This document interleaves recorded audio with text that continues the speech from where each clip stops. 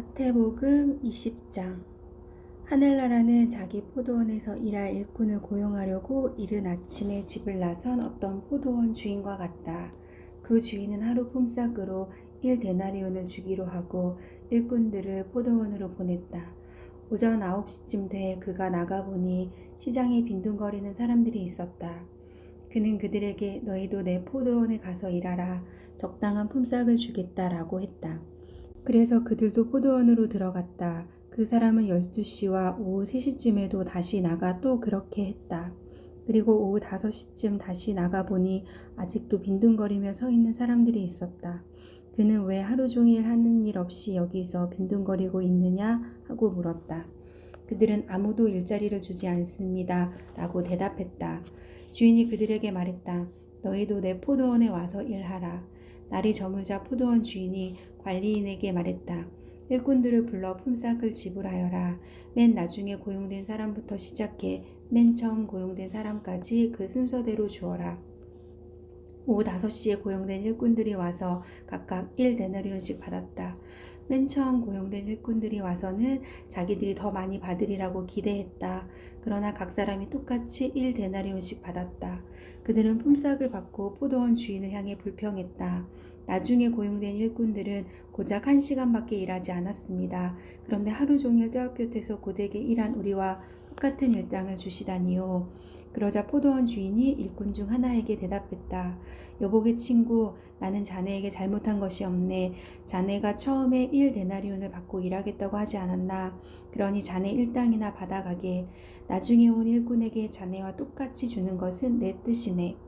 내가 내 것을 내 뜻대로 하는 것이 정당하지 않은가? 아니면 내가 선한 것이 자네 눈에 거슬리는가? 이처럼 나중된 사람이 먼저 되고 먼저 된 사람이 나중될 것이다. 예수께서 예루살렘으로 올라가시면서 12제자를 따로 곁에 불러놓으시고 길에서 그들에게 말씀하셨습니다.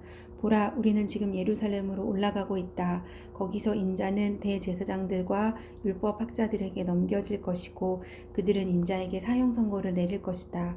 그리고 그들이 인자를 이방 사람들에게 넘겨주면 그들은 인자를 조롱하고 채찍으로 때리고 십자가에 못 박을 것이다. 그러나 인자는 3일째 되는 날에 다시 살아날 것이다.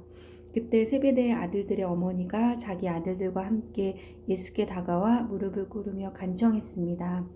예수께서 물으셨습니다. 무엇을 원하느냐? 그 여인이 대답했습니다. 주의 나라에서 제 2 아들 중 하나는 주의 오른편에 다른 하나는 왼편에 앉게 해주십시오.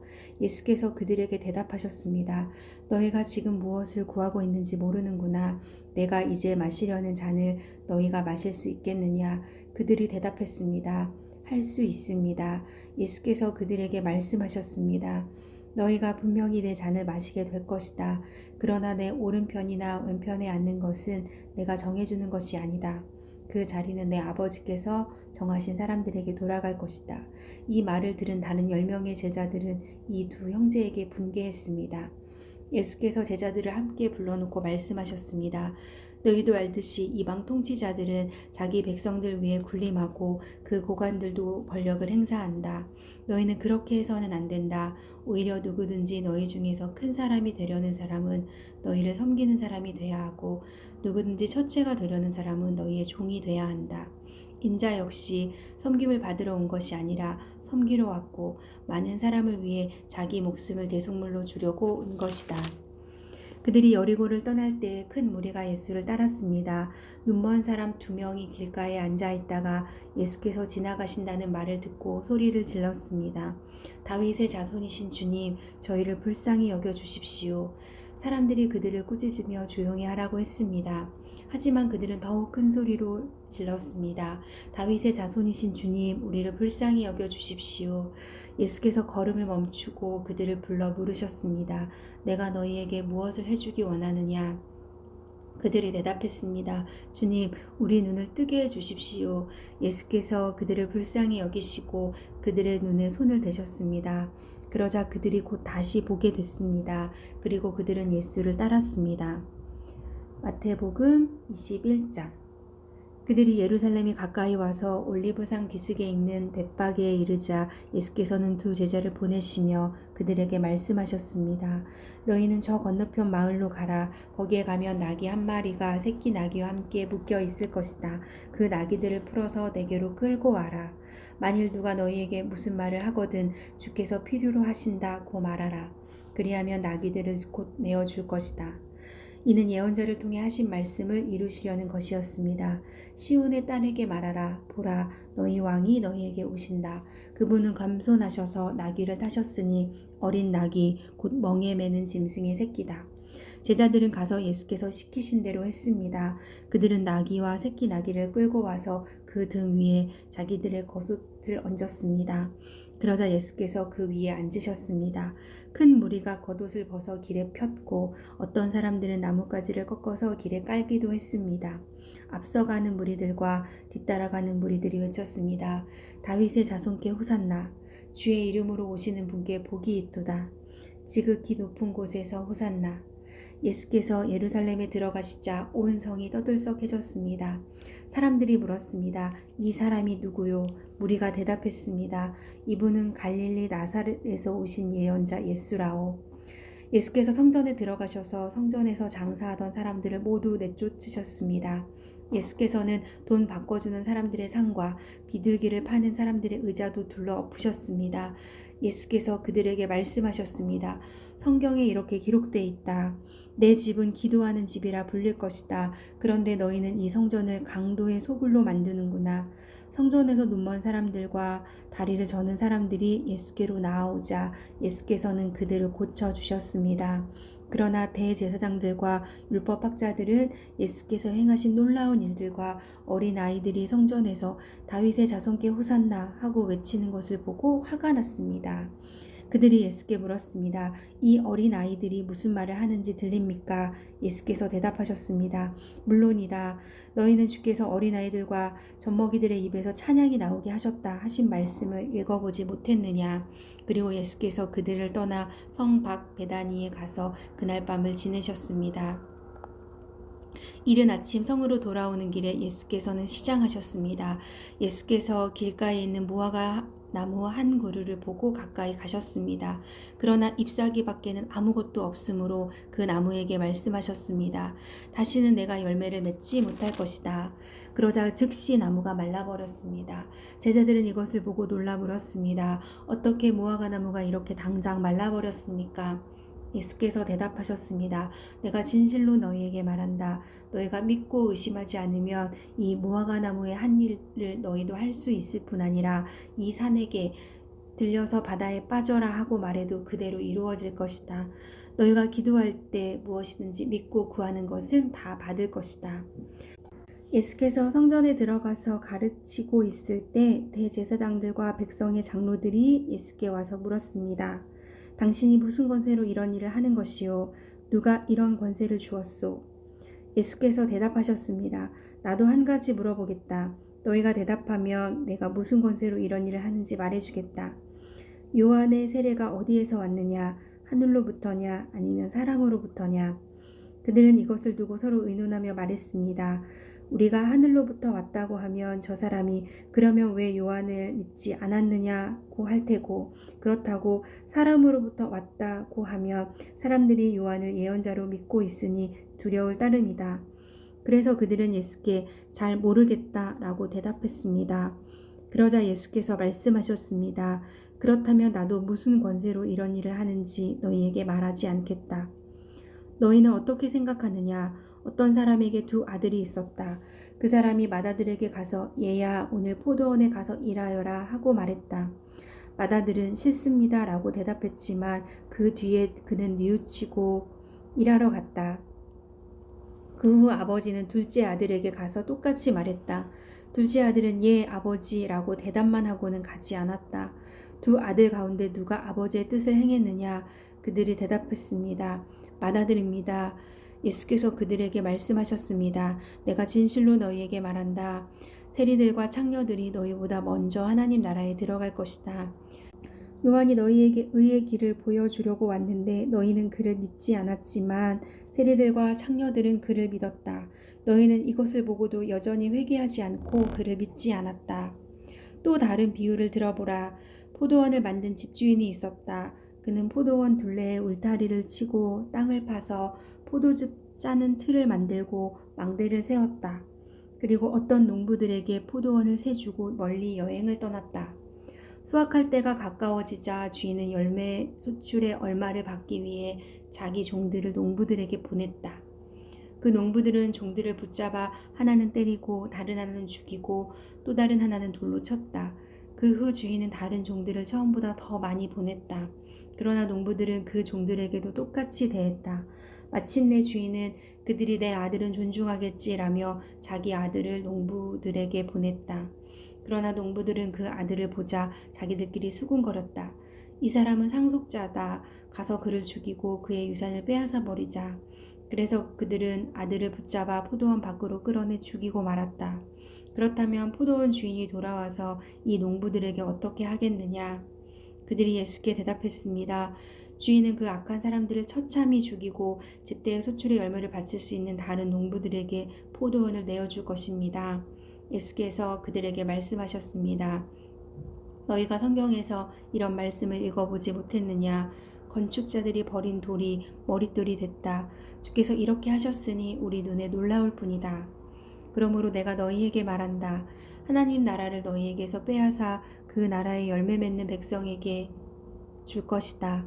누구든지 돌 위에 떨어지는 사람은 산산조각이 날 것이며 이 돌이 어느 사람 위에 떨어지든지 맞는 사람은 가루가 될 것이다. 대제사장들과 바리새파 사람들은 예수의 비유를 듣고서 그것이 자기들을 가리켜 하시는 말씀인 줄을 알아차렸습니다. 그들은 예수를 체포하고 싶었지만 백성들이 두려웠습니다. 사람들이 예수를 예언자로 여기고 있었기 때문입니다. 마태복음 22장. 예수께서 다시 비유를 들어 그들에게 말씀하셨습니다. 하늘나라는 자기 아들을 위해 결혼잔치를 베푸는 왕과 같다. 왕은 자기 종들을 보내 결혼잔치에 초대받은 사람들을 불러오게 했다. 그러나 그들은 오지 않겠다고 했다. 왕은 다시 다른 종들을 보내면서 말했다. 초대받은 사람들에게 내가 만찬을 준비했다고 전하라. 황소와 살찐 송아지를 잡았고 모든 것이 준비됐으니 어서 결혼잔치에 오시라고 하라.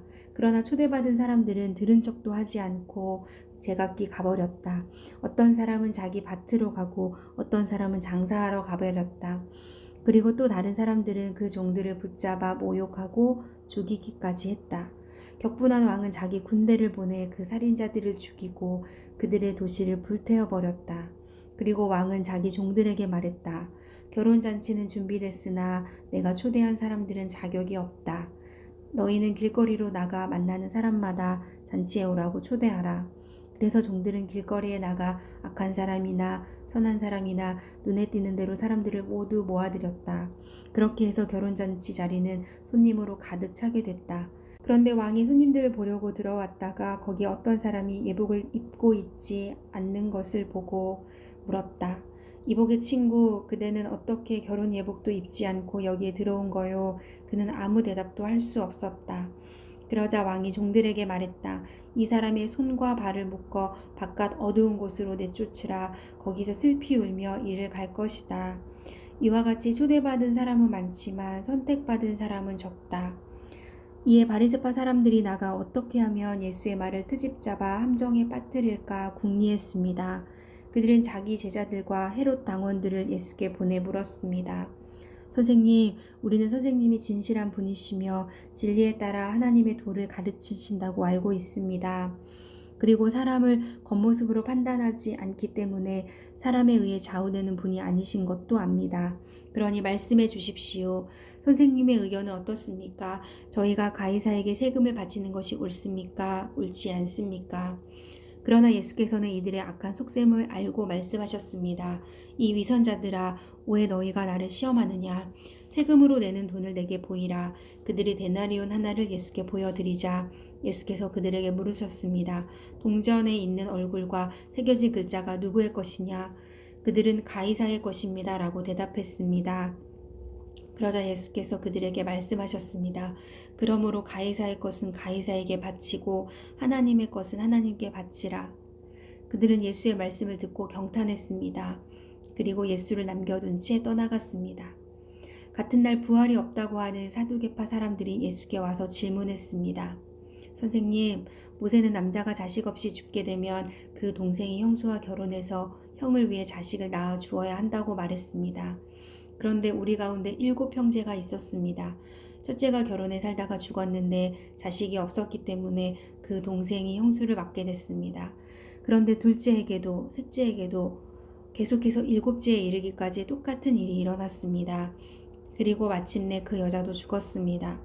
7사람 모두 그 여자와 결혼을 했으니 그렇다면 부활 때에 그 여자는 7형제 가운데 누구의 아내가 되겠습니까?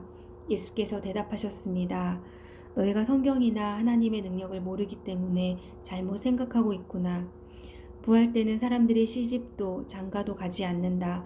그들은 하늘에 있는 천사들처럼 될 것이다. 그러나 죽은 사람의 부활에 대해 말하자면 하나님께서 너희에게 하신 말씀을 읽어보지 못했느냐? 나는 아브라함의 하나님, 이삭의 하나님, 야곱의 하나님이다 라고 하셨으니 하나님은 죽은 사람의 하나님이 아니라 산 사람의 하나님이시다. 우리가 이 말씀을 듣고 예수의 가르침에 놀랐습니다. 예수께서 사두개파 사람들의 말문을 막으셨다는 소문을 듣고 바리새파 사람들이 함께 모였습니다. 그들 가운데 율법고사 한 사람이 예수를 시험하려고 질문을 던졌습니다. 선생님, 율법 가운데 어느 것이 가장 중요한 계명입니까? 예수께서 대답하셨습니다. 내 마음을 다하고 내 생명을 다하고 내 뜻을 다해 주 내 하나님을 사랑하여라. 이것이 가장 중요하고 으뜸되는 계명이다. 그리고 둘째 계명도 이와 같다. 내 이웃을 내 몸처럼 사랑하여라. 모든 율법과 예언자들의 말씀이 이 두 계명에서 나온 것이다. 바리새파 사람들이 모여 있을 때 예수께서 물으셨습니다. 너희는 그리스도를 어떻게 생각하느냐? 그가 누구의 자손이냐? 그들은 다윗의 자손이십니다. 하고 대답했습니다. 그러자 예수께서 그들에게 말씀하셨습니다. 그렇다면 어떻게 다윗이 성령의 감동으로 그를 주라고 불렀느냐? 그가 말하기를 주께서 내 주께 말씀하셨다. 내가 내 원수들을 내 발 아래 굴복시킬 때까지 너는 내 오른편에 앉아 있어라 라고 했다. 다윗이 그리스도를 주라고 불렀는데 어떻게 그리스도가 다윗의 자손이 되겠느냐? 그러자 아무도 예수께 한마디 대답조차 할 수 없었습니다. 그날 이후로는 감히 예수께 묻는 사람이 없었습니다.